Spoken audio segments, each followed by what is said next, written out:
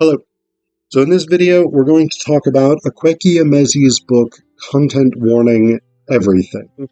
Emezi is a Nigerian poet who has largely grown up in the US. They are also non-binary and bisexual and of mixed ethnic heritage. Their father, I think, is Igbo from a Nigerian ethnicity, and their mother, if I remember correctly, I might have gotten this swapped.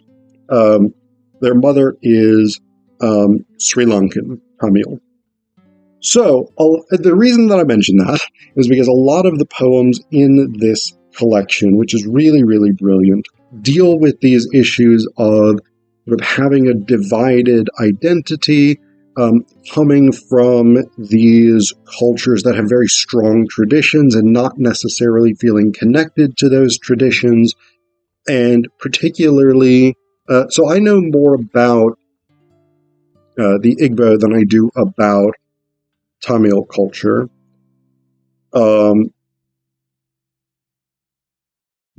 But coming from this very sort of patriarchal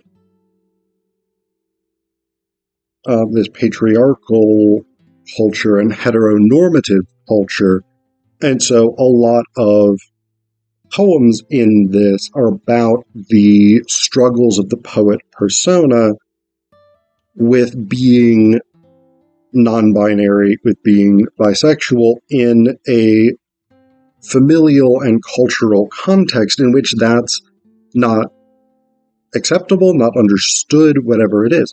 And so there's a lot of discussion of abuse, of violence, including sexual violence, a lot of working through sort of trauma and things like this.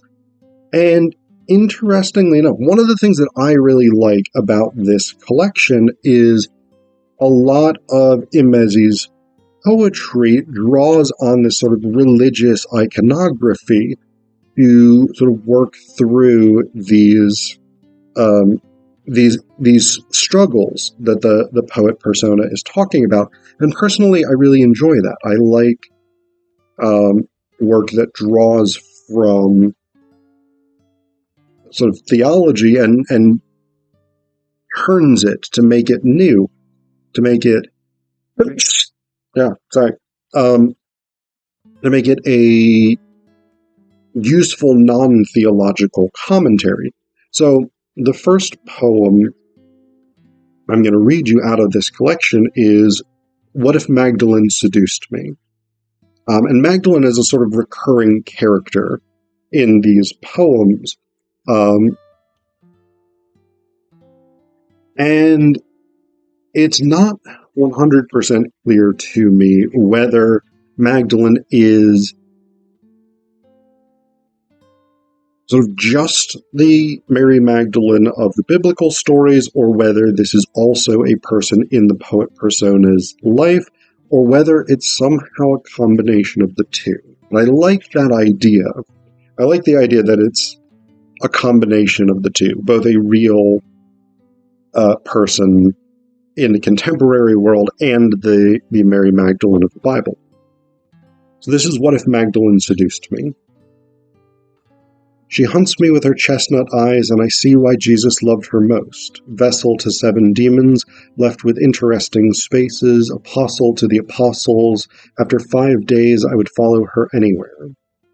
Tell me what you want, Magdalene says, then catches my skin as it starts to crawl away, sings a song about staying, wraps her brown arms around my neck when I begin to cry.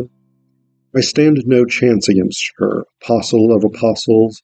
All she does is show up, and there is nothing she fears after the place of the skull. She trains my flesh away from years of recoil, steady as death. We don't tell her Mary Auntie or my mother, Joseph Uncle, sees us one night and lowers his gaze. I keep Magdalene away from my father's eyeline. It is strange loving someone who doesn't try to kill you. I tell her this, and Magdalene weeps into my hair. And so, of course, there's all of the sort of religious iconography there of Mary Magdalene as the apostle to the apostles. Famously, though not necessarily accurately, she is thought of as the woman who, the repentant prostitute who washes Jesus's feet with her tears and dries it with her hair, though the Bible itself doesn't actually say that that's Mary Magdalene, but in the popular mind, through medieval readings, whatever it is, that those characters have gotten conflated, etc., etc. I also don't think the Bible specifies that it's Mary Magdalene who has demons exorcised from her by Jesus, though I may be wrong about that. It may actually specify that. But again, we've got that sort of religious iconography that Emezi is working with to explore these sort of issues of being LGBT in a society and families that don't accept or understand being LGBT.